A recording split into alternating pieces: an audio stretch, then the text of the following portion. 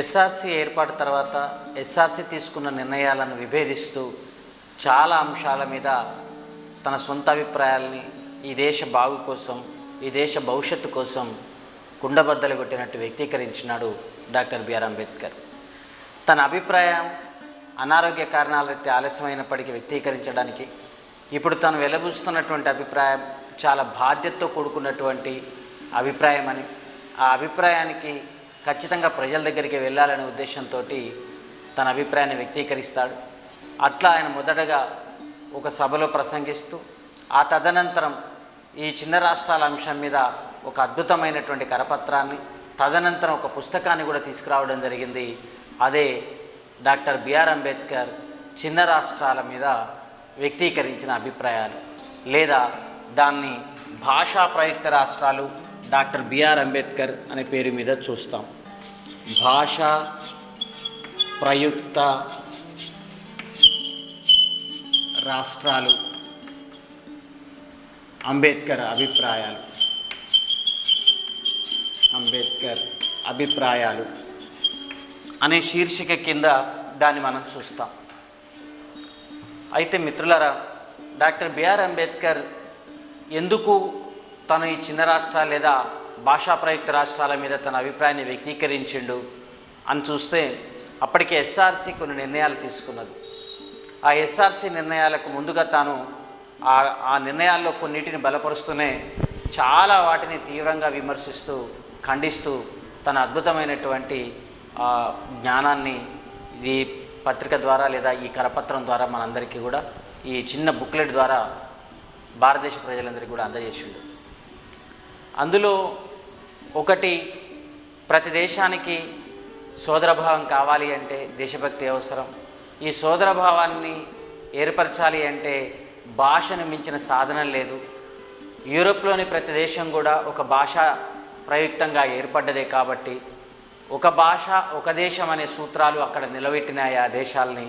కానీ భారతదేశానికి వస్తే ఈ దేశాన్ని నిలబెట్టగలిగేందుకు భాషా ప్రయుక్త రాష్ట్రాల యొక్క అవసరం చాలా ఉన్నది అని చెప్పేసి ఆయన పేర్కొంటాడు. ఇది దేశభక్తి చాలా విలువైనది అని, ఇది లేకపోతే దేశం కుప్పకూలిపోతుందని ఆయన చెప్తూ, ఈ దేశభక్తి లేదా సోదరభావాన్ని పెంపొందించడం అనేది చాలా అవసరమని, ఈ దేశభక్తి అనేది రెండంచుల కత్తిని పోలి ఉంటుంది అని వారు చెప్తారు. ఇది రెండు అంచుల కత్తి అని దేశభక్తి లేదా సోదర భావాన్ని ఆయన దేశభక్తి పునాదిగా సోదర భావాన్ని నిర్మించేందుకు ఆయన ప్రయత్నం చేస్తున్నాడు. ఆయన అంచనాలో సోదరభావం లేదా దేశభక్తి అనేటటువంటిది రెండంచుల కత్తి అన్నాం. ఒక అంచు తన వారిని అనుకున్న వారు ఎవరైతే ఉన్నారో వారిని దగ్గరికి చేరుస్తుందని, అది వారి మధ్య ఉన్నటువంటి అనేక ఆర్థిక సామాజిక వైరుధ్యాలను పట్టించుకోకుండా కూడా చేయగలుగుతుందని, దీనికి అంతటి శక్తి కనిపిస్తుంది ఒక అంచుకు అని చెప్పేసి అంబేద్కర్ అభిప్రాయం. అట్లనే అంబేద్కర్ రెండో అభిప్రాయం ఇదే దేశభక్తి మీద, తమ వారు కాదు అనుకున్న వారిని శత్రువుగా తీవ్రమైనటువంటి దృష్టిలో చూస్తుంది అని, ఈ క్రమంలో వారి పట్ల ఒక ద్వేషం, పగ అనేది కూడా ఏర్పరిచేందుకు దారితీస్తుందని డాక్టర్ బిఆర్ అంబేద్కర్ గారు అభిప్రాయపడ్డారు. ఏది ఏమైనా ఈ దేశంలోని రాజకీయ విభాగాలు అనేటటువంటివి పాలనా సౌలభ్యం రీత్యా, ఈ దేశ నిర్మాణం రీత్యా భాషా ప్రాతిపాదికన ఏర్పాటు చేయాలని ఆయన అనుకున్నది. ఆ అనుకున్నది కూడా ఎస్ఆర్సి అనుకున్నది కూడా ఒకటే కావడాన్ని ఆయన చాలా ఆనందంగానే అంగీకరిస్తాడు. అంటే ఎస్ఆర్సి అనేది భాషా ప్రాతిపాదిక మీద రాష్ట్రాలను ఏర్పాటు చేయాలని లేదా రాజకీయ విభాగాలను ఏర్పాటు చేయాలని భావించడంని అంబేద్కర్ అభినందిస్తాడు. కానీ అంటే ఈ అభినందించే క్రమంలో భాష ప్రాతిపాదిక వల్ల రెండు ప్రయోజనాలు కలుగుతాయి అని అంబేద్కర్ అంటాడు. అది ఒకటి ఏంటిది అంటే, ఒకటి ఈ దేశంలోని ప్రజాస్వామ్యాన్ని, ఈ దేశంలో ప్రజాస్వామ్యాన్ని విజయవంతం చేయడానికి ఇది దోహదపడుతుంది. అందరి దగ్గరికి ప్రజాస్వామ్యాన్ని తీసుకుపోవటానికి ఇది దోహదపడుతుంది. రెండవది, ప్రజల మధ్య ఉన్న సాంస్కృతిక మరియు వైవిధ్యమైనటువంటి పరిస్థితులన్నిటినీ కూడా తగ్గించి ప్రజల్లో ఒక సోదర భావాన్ని వ్యక్తీకరిస్తుంది. ఆర్థిక సామాజిక పరమైనటువంటి వైవిధ్యతలన్నిటిని కూడా తొలగించి ఒక సోదర భావాన్ని వ్యక్తీకరిస్తుంది. ఫలితంగా ఈ దేశం నిలబడగలుగుతుంది అనేది డాక్టర్ బిఆర్ అంబేద్కర్ గారి యొక్క అభిప్రాయం. అంటే భాషా ప్రాతిపాదిక మీద రాష్ట్రాలు ఏర్పాటు చేయటంలో ఒకటి ప్రజాస్వామ్యం బలోపేతమవుతుందనేది, రెండోది ప్రజల మధ్య ఉన్నటువంటి వైషమ్యాలు తొలగిపోతాయి, సాంస్కృతిక ఆర్థిక ఇతర వైషమ్యాలని తొలగిపోతాయి. ఇది భాషకు ఉన్నటువంటి ఒక ప్రత్యేక ప్రభావము. భాష కోల్డ్ వాటర్ థెరపీ అంటాం కదా, కోల్డ్ వాటర్ థెరపీ లాగా ఈ జాతి నిర్మాణంలో ఉపయోగపడుతుంది అని డాక్టర్ బిఆర్ అంబేద్కర్ గారి అభిప్రాయం. ఈ క్రమంలోనే ఎస్ఆర్సి తీసుకున్న కొన్ని నిర్ణయాలను ఆయన మద్దతు తెలుపుతూ, అందులో ఎస్ఆర్సి ఒక అంశాన్ని తీసుకుంది. ఏంటిది అంటే మిశ్రమ భాషా రాష్ట్రాలను రద్దు చేయటం. రెండవది, ప్రతి రాష్ట్రం ఒక భాషా రాష్ట్రంగా మారడం. ప్రతి రాష్ట్రం ఒక భాషా రాష్ట్రంగా మారడం. మూడవది, ఈ సిద్ధాంతాన్ని తిరగలేసి ఒక భాష ఒక రాష్ట్రం అనే పేరు మీద గందరగోళపరచబడడం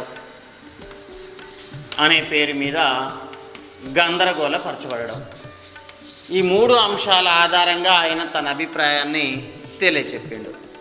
అయితే ఎస్ఆర్సి తీసుకున్న నేపథ్యం ఏంది అంటే, ఒకటి, మిశ్రమ భాషా పాలనను రద్దు చేయటం అనే దాన్ని ఆయన అంగీకరించిండు.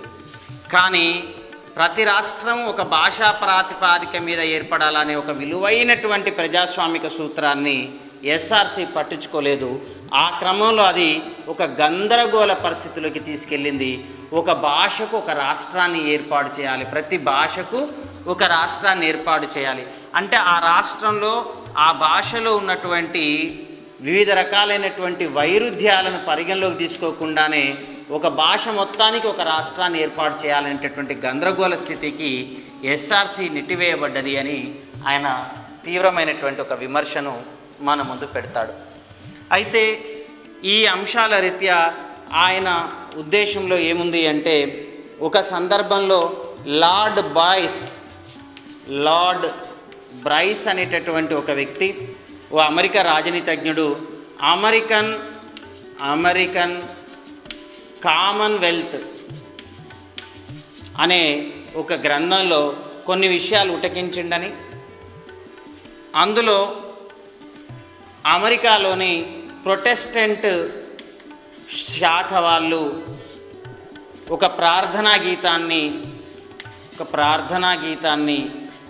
ఏర్పరచాలని, తయారు చేయాలని భావించారని, ఆ క్రమంలోనే ఒక నూతన ప్రార్థనా గీతంలో ఓ గాడ్ బ్లెస్ అవర్ నేషన్ అనేటటువంటి శీర్షిక కింద ఒక ప్రార్థనా గీతాన్ని రూపొందించారని ఆయన గుర్తు చేస్తాడు. ఓ గాడ్ బ్లెస్ అవర్ నేషన్. కానీ తెల్లారికి దీని మీద తీవ్రమైనటువంటి తిరుగుబాటు ఆ ప్రొటెస్టెంట్లో జరిగిందని, ఎందుకు అంటే నేషన్ అనేది ఒక దేశాన్ని, ఒక దేశం అంటే ఒకే జాతిని చూపించే పదమని వాళ్ళకి అర్థమైంది. కాబట్టి అలా కాకుండా చైతన్యవంతంగా దీన్ని అర్థం చేసుకోవటానికి దీన్ని మార్చాలని, ఆ క్రమంలో ఓ God bless our United nations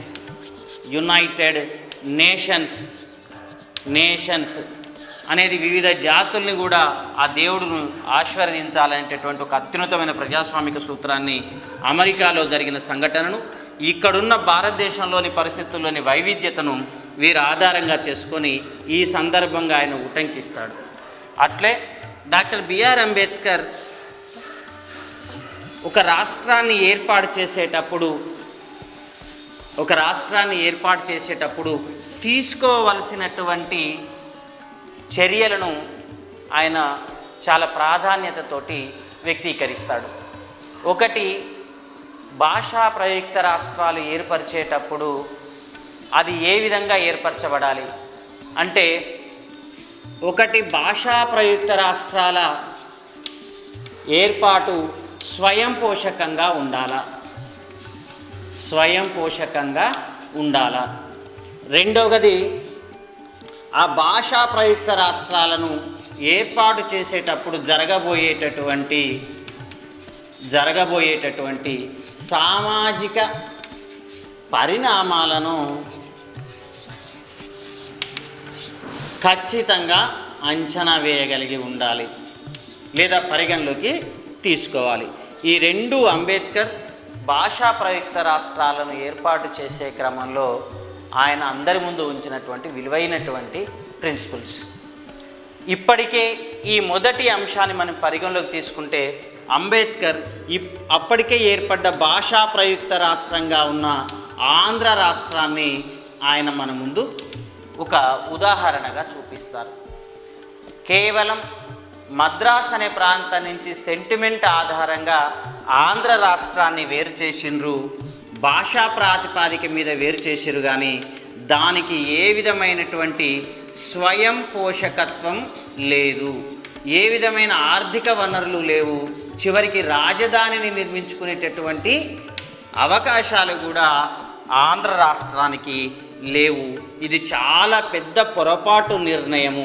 భాషా ప్రయుక్త రాష్ట్రమైనంత మాత్రాన దాన్ని ఏర్పాటు చేస్తే అది మనగలుగుతుందా, మనగలగలేదా, అది స్వయం పోషకత్వంగా ఉండగలుగుతుందా లేదా అనే అభిప్రాయాన్ని ఇక్కడ మనకు ఉదాహరణకు ఆంధ్ర రాష్ట్రంతో వారు బయటికి వ్యక్తీకరించిండు. ఆయన ఏమంటాడు అంటే, ఆంధ్ర రాష్ట్రాన్ని కనీసం ఒక్క ఒయాసిస్సు కూడా లేని ఎడారి, అతిపెద్ద ఎడారి ఆంధ్ర రాష్ట్రం అంటారు. అంటే సాధారణంగా ఎడారిలో ఎక్కడ నీరు దొరకదు, ఎక్కడొక్కడ నీరు దొరకగలిగే అవకాశం ఒయాసిస్సులో ఉంటుంది. దీన్ని ఆధారంగా చేసుకొని ఇంత పెద్ద ఎడారి బతకాలి, కానీ కనీసం ఒక్క ఒయాసిస్ కూడా లేకుండా ఆంధ్ర రాష్ట్రం ఏర్పడ్డది, కాబట్టి ఇది విఫల రాష్ట్రంగానే నిలబడుతుంది అని చెప్పేసి ఆయన తన అభిప్రాయాన్ని వ్యక్తీకరిస్తాడు. మరొకటి ఏంది అంటే, ఇది మొదటి అంశాన్ని చూపిస్తే, రెండో అంశాన్ని ఒక రాష్ట్రాన్ని ఏర్పాటు చేసేటప్పుడు ఆ రాష్ట్రంలో జరగబోయేటటువంటి సామాజిక ఇతర పరిణామాలు, ఆర్థిక రాజకీయ పరిణామాలు అన్నింటినీ అంచనా వేయాలి, ఏ పరిణామాలు సంభవిస్తాయో. అట్లా తీసుకున్నప్పుడు ఆంధ్ర రాష్ట్రాన్ని, అటు పక్కనే ఉన్న పంజాబ్ రాష్ట్రాన్ని ఆయన ప్రాధాన్యత తీసుకొని చెప్పినాడు.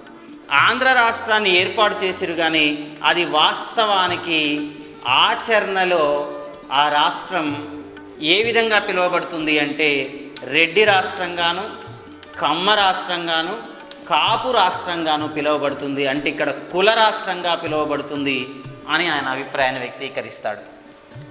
అంటే అక్కడ ప్రజల యొక్క రాజకీయ ఆధిపత్యం ఎవరి చేతిలో ఉంటుందో దాన్ని ఆధారంగా చేసుకొని అది ప్రజాస్వామ్య సూత్రాలకు విరుద్ధంగా ఒక కుల రాష్ట్రంగా నిలబడబోతుంది. ఆంధ్ర రాష్ట్రాన్ని ఆ పేరుతో కాకుండా కులం పేరుతో పిలవచ్చు అని తను ఒక వ్యంగ్యంగా ఒక అద్భుతమైనటువంటి నిర్వచనాన్ని వ్యక్తీకరిస్తాడు.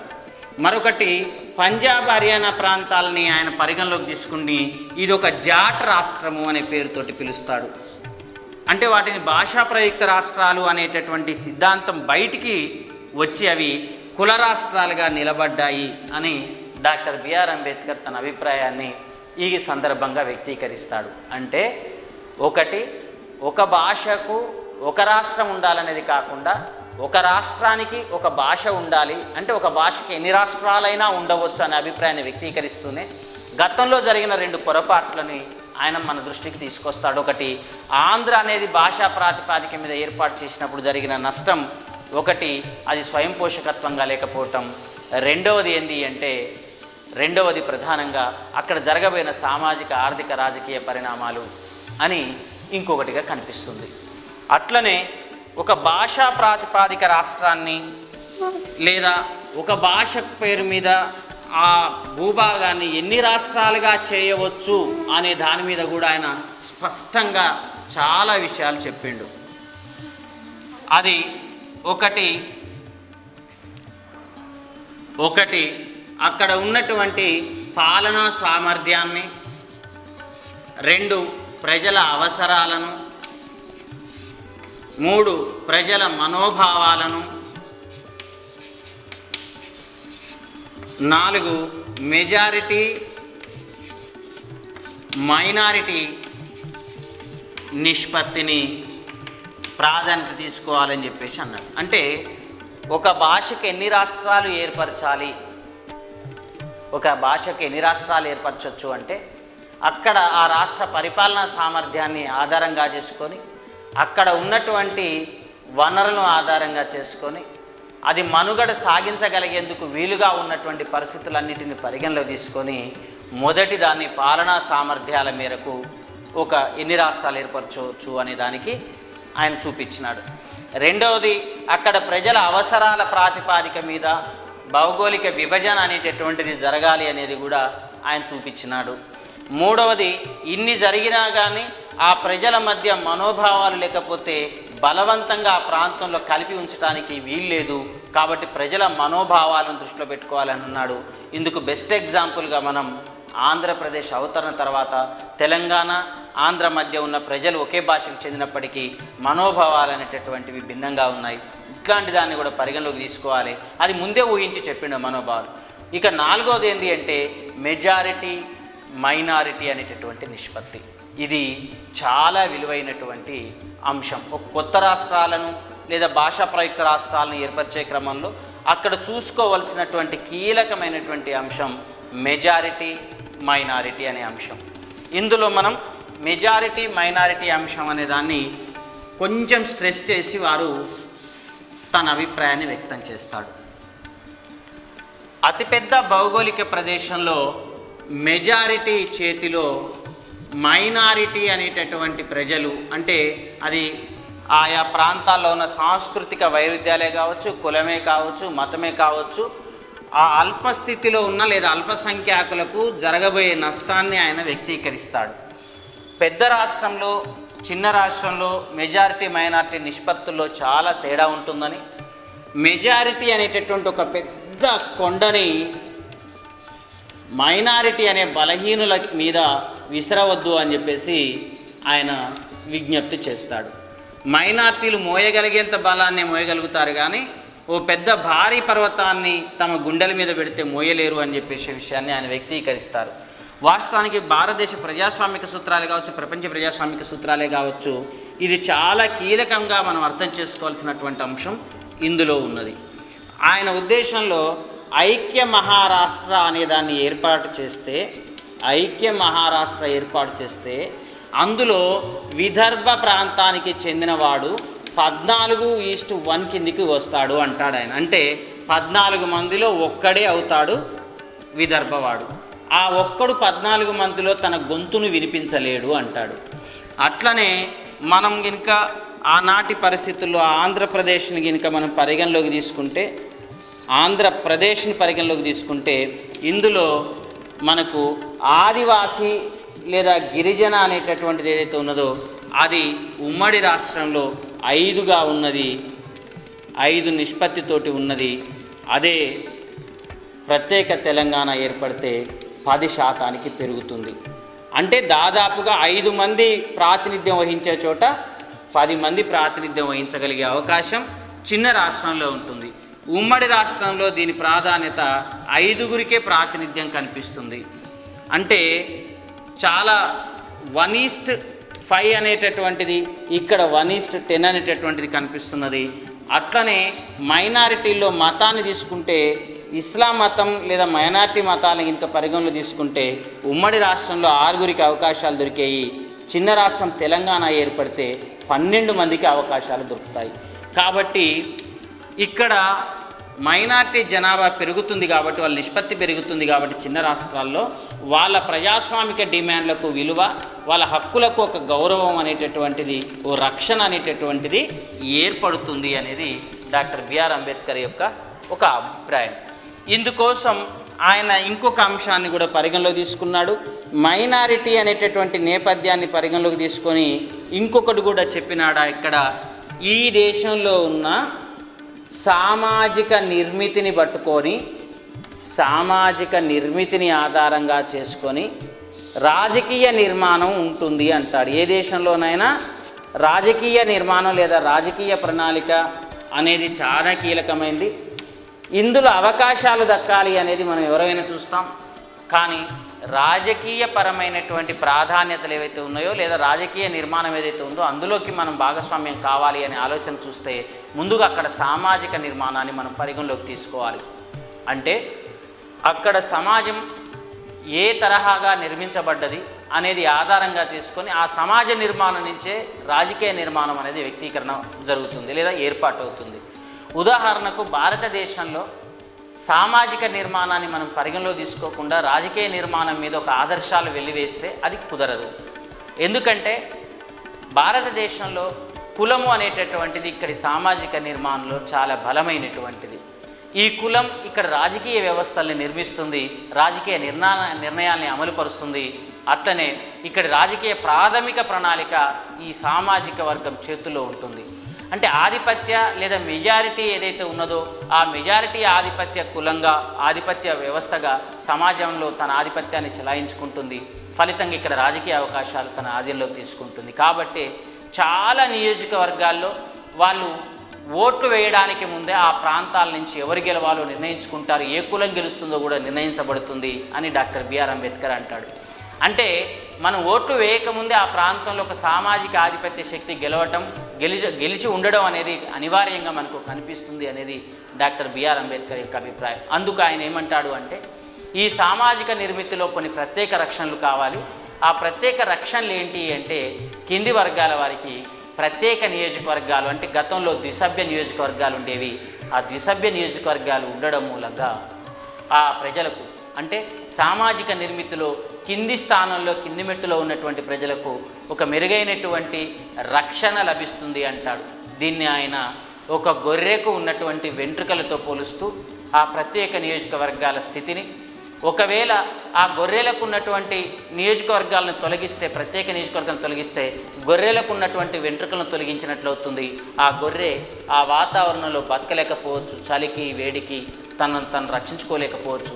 రక్షించుకోవాలంటే ఆ గొర్రెకు వెంట్రుకలు సహజ రక్షణ ఎట్లా ఉంటుందో అట్లనే ఇక్కడ ప్రత్యేక రిజర్వేషన్ లేదా ప్రత్యేకమైనటువంటి ద్విసభ్య నియోజకవర్గాల ఏర్పాటు ఈ ప్రజలకు మేలు జరుగుతుంది. కాబట్టి అటువైపు కూడా ఒక విధంగా ఆలోచించాలి అని డాక్టర్ బిఆర్ అంబేద్కర్ తన అభిప్రాయాన్ని వ్యక్తీకరిస్తాడు. మరొక అంశం ఏంటి అంటే అంబేద్కర్ ఇంతటితోటి ఆగకుండా ఆనాటికే తాను రాజ్యాంగ రచనలో ఉన్నటువంటి సందర్భంలో ఉత్తర దక్షిణ భారతదేశానికి సంబంధించిన అంశాన్ని చర్చించడానికి నాటి వైస్రాయ్ రాజగోపాలాచారి తనను ఆహ్వానించినాడు అని చెప్పేసి ఆయన చెప్తాడు. ఆ సందర్భంగా రాజగోపాలాచారి ఈ దేశం పట్ల ఆయనకున్నటువంటి నేపథ్యాన్ని, నమ్మకాన్ని ఆయన చూసి చాలా ఆశ్చర్యానికి గురవుతాడు. ఆయన యొక్క ప్రజాస్వామిక సూత్రాలు రాజగోపాలాచారిని అత్యున్నతంగా అంబేద్కర్ ఒక వ్యక్తిని గౌరవించడం మనం చాలా అంటే ఆయన విలువల్ని బట్టి మనం చూస్తాము. అట్లా చాలామంది ఆయన ఈసడించుకున్న వారు ఉన్నారు. కానీ అంబేద్కర్ గౌరవించినటువంటి వ్యక్తుల్లో రాజగోపాలాచారి గారు కూడా ఉన్నారు. రాజగోపాలాచారి గారు ఒక అద్భుతమైనటువంటి అంశాన్ని అంబేద్కర్ ముందు పెడతాడు. అంబేద్కర్ ఆ కాన్సెప్ట్ని ఆధారంగా చేసుకొని తన యొక్క విలువైనటువంటి అభిప్రాయాలకు అదనత్వాన్ని జోడించడం జరిగింది. అది ఏంటి అంటే ఒకటి ఉత్తర దక్షిణ పోటీ.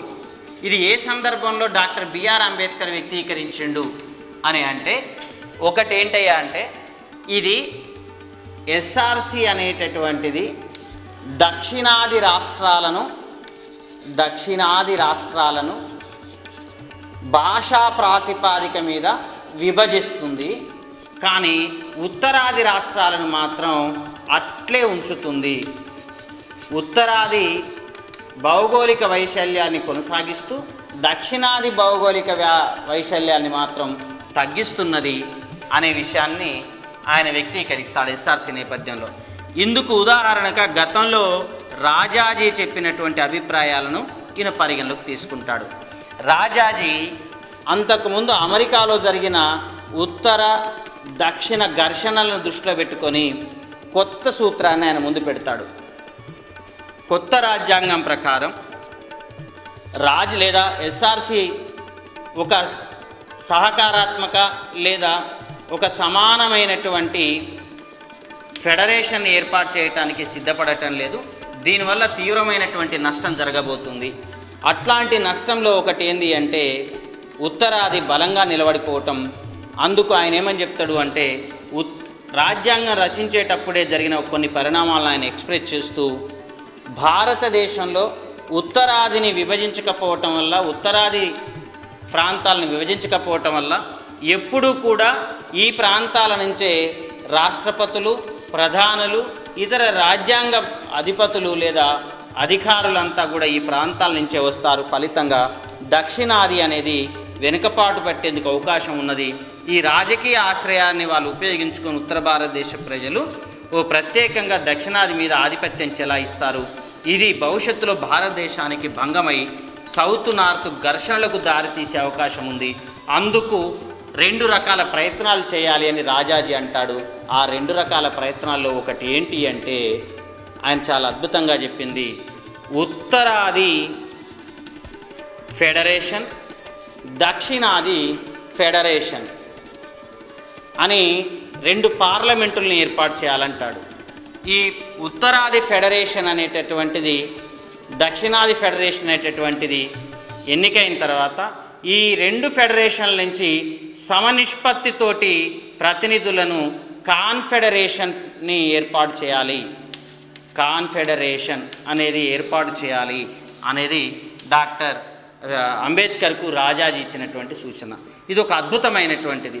అంటే భారతదేశం నిలబడటానికి, భారతదేశం కొనసాగటానికి, ఉత్తర దక్షిణ ఘర్షణ తలెత్తకుండా ఉండటానికి ఉత్తరాదికి ఒక ఫెడరేషన్, దక్షిణాదికి ఒక ఫెడరేషన్, ఈ రెండింటిని కలిపి కాన్ఫెడరేషన్ అనేది ఏర్పాటు చేయాలనేది రాజగోపాలాచారి అభిప్రాయం. ఇది ఈ సందర్భంగా ఈ అభిప్రాయాన్ని ఉటంకిస్తూ ఉత్తరాదిని విభజించకుండా దక్షిణాదిని విభజించలేము అని డాక్టర్ లేదా దక్షిణాదిని విభజించడం కరెక్ట్ కాదు అంటే ఎస్ఆర్సి దక్షిణాదిలోని హైదరాబాద్ అనేటటువంటి ఒక పెద్ద రాష్ట్రాన్ని విభజించి ముక్కలు చేయాలనుకుంటుంది. అప్పుడు దక్షిణాదిలో చెక్ అండ్ బ్యాలెన్స్ అనేటటువంటిది ఆగిపోతుంది. ఈ చెక్ అండ్ బ్యాలెన్స్ అనేది ఉత్తరాదికి దక్షిణాదిలోని ఒక పెద్ద రాష్ట్రం అడ్డుకోగలుగుతుంది. ఇప్పుడు హైదరాబాద్ అనేది ఒకటి ముక్కలు కాబోతా ఉంది ఎస్ఆర్సి నేపథ్యం మీద. ఇది సరైంది కాదు అని ఆయన అభిప్రాయం వ్యక్తం చేస్తాడు. అభిప్రాయాన్ని వ్యక్తం చేస్తూ చెక్ అండ్ బ్యాలెన్స్ కింద ఉత్తరాదిని కూడా వేరు చేయాలి. డాక్టర్ బిఆర్ అంబేద్కర్ గారి అభిప్రాయం ప్రకారం ఉత్తరాదిని బలంగా ఉన్నటువంటి యూపీని ముక్కలు చేయాలి. అది అక్కడి ప్రజాస్వామికంగా అక్కడి ప్రజలకు, ఇక్కడి దానికి కూడా చాలా అవసరం. యూపీని 3 ముక్కలు చేయాలి. కాన్పూర్ కేంద్రంగా, అలహాబాద్ కేంద్రంగా, మీరట్ కేంద్రంగా 3 ముక్కలు చేయాలి. ఇప్పుడు అది అందులో ఒకటి మాత్రమే పూర్తయింది. రెండవది సెంట్రల్ ప్రావిన్స్ అంటే మధ్యప్రదేశ్ని 2 ముక్కలు చేయాలి. అట్లనే ఇంకొకటి బీహార్ ప్రాంతాన్ని 2 ముక్కలు చేయాలి. రాంచీ కేంద్రంగా, పాట్నా కేంద్రంగా. సెంట్రల్ ప్రావిన్స్ని ఒకటి భోపాల్ కేంద్రంగా, రెండోది రాయ్పూర్ కేంద్రంగా ఒకటి పూర్తయింది. బీహార్ కూడా పూర్తయింది. అట్లనే ఆయన అనేక ఉత్తరాది విభజన దృష్టిలో పెట్టుకుంటూనే మహారాష్ట్రను 4 ముక్కలు చేయాలి అంటాడు ఆయన. ఐక్య మహారాష్ట్ర అనేది చాలా పెద్ద తప్పుడు సిద్ధాంతం.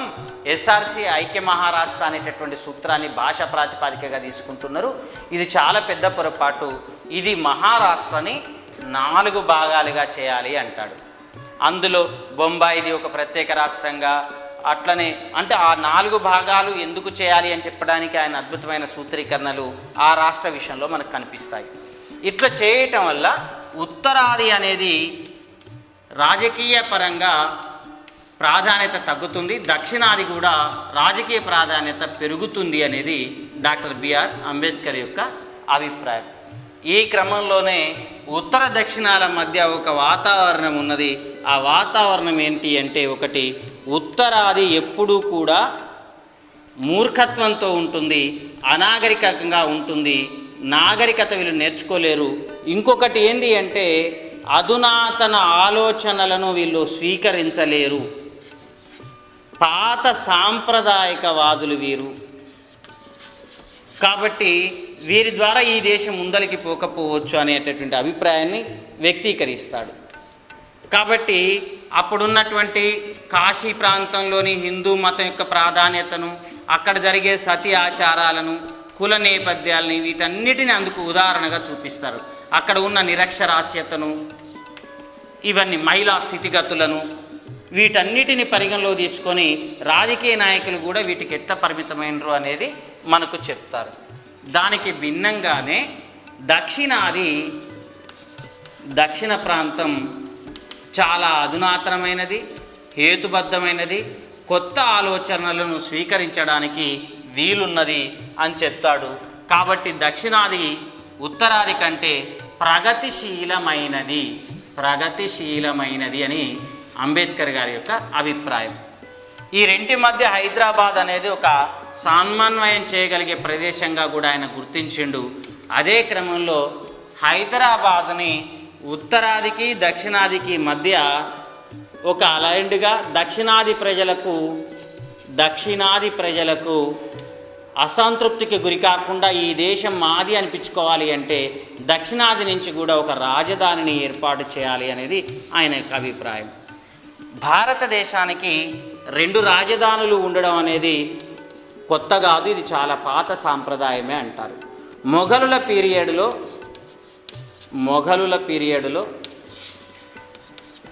ఒకటి ఢిల్లీతో పాటు శ్రీనగర్ అనేది కూడా రాజధానిగా పనిచేసింది. బ్రిటిష్ వారి పీరియడ్లో కలకత్తా అనేది మొదటి రాజధాని, తర్వాత రెండో రాజధానిగా సిమ్లా పనిచేసింది. అదేవిధంగా రెండో దఫాలో ఢిల్లీ బ్రిటిష్ వారి రాజధానిగా, సిమ్లా రెండో రాజధానిగా పనిచేస్తుంది. కాబట్టి హైదరాబాదుని రెండవ రాజధానిగా చేయాలి. ఎందుకు అంటే ఉత్తరాది ఆధిపత్యాన్ని చెక్ పెట్టడానికి, దక్షిణాది ప్రజలకు రక్షణ కల్పించి ఈ దేశంలో భాగస్వామ్యం ఉంది అని సంతృప్తి పరచడానికి మహారాష్ట్ర, కర్ణాటక, తమిళనాడు, కేరళ ప్రాంతాలకు ఇది చాలా విలువైనది అని చెప్తాడు. అట్లనే హైదరాబాదునే ఎందుకు అంటే హైదరాబాదు, సికింద్రాబాదు, బొల్లారం ప్రాంతాలను కలిపి ఈయన రెండో రాజధాని చేయొచ్చు అంటాడు. దీనికి కావలసినటువంటిది ఏంటి అంటే హైదరాబాదుకు అన్ని రకాలైనటువంటి వసతులు ఉన్నాయి, ఢిల్లీని మించిన వసతులు ఉన్నాయి అంటాడు. ఢిల్లీని మించిన వసతులు అంటే ఒకటి వాతావరణ రీత్యా ఢిల్లీ కంటే ఇది 365 రోజుల పాటు పనిచేయటానికి వీలుంటుంది హైదరాబాదులో. ఇక్కడ ఉన్నటువంటి సమశీతోష్ణ వాతావరణం దీనికి అనుకూలంగా ఉంటుంది. ఢిల్లీలో అది ఖండాంతర వాతావరణం కాబట్టి వేడిగాలులు, చలిగాలులకు ఇది తీవ్రంగా ఉంటుంది. ఇది మాత్రం 365 రోజులు పనిచేయడానికి సిద్ధంగా ఉంటుంది. అట్లనే హైదరాబాద్కు ఉన్నటువంటి మరొక లక్షణం ఏంటి అంటే దేశానికి అనేక పెద్ద నగరాలకు దాదాపు సమదూరంలో ఉంటుంది. అట్లనే రక్షణ పరంగా ఇది చైనా, పాకిస్తాన్లకు చాలా దూరంగా ఉంటుంది. అట్లనే రక్షణ పరంగా ఇక్కడ ఉన్నటువంటి భౌగోళిక స్వరూపం దక్కన్ పీఠభూమి హైదరాబాద్కు సహజ రక్షణని విదేశాల నుంచి కల్పింపజేస్తుంది. ఈ అంశాలతో పాటుగా హైదరాబాదుకు కేవలం మనం ఒక పార్లమెంట్ ఒక్కటి కట్టుకుంటే సరిపోతుంది. ఎందుకు అంటే ఇక్కడ పోలీస్ చర్య అనంతరం అసబ్జాలు లేదా వాళ్ళ ఆశ్రితులు, పాయిగాలు నిర్మించిన అనేక భవనాలు ఇక్కడ ఖాళీగా ఉన్నాయి. చాలామంది విదేశాలకు వలసపోయినరు కాబట్టి ఇవి చాలా చౌకగా అత్యంత ఢిల్లీని మించిన స్థాయిలో ఇక్కడ నిర్మాణాలు ఉన్నాయి.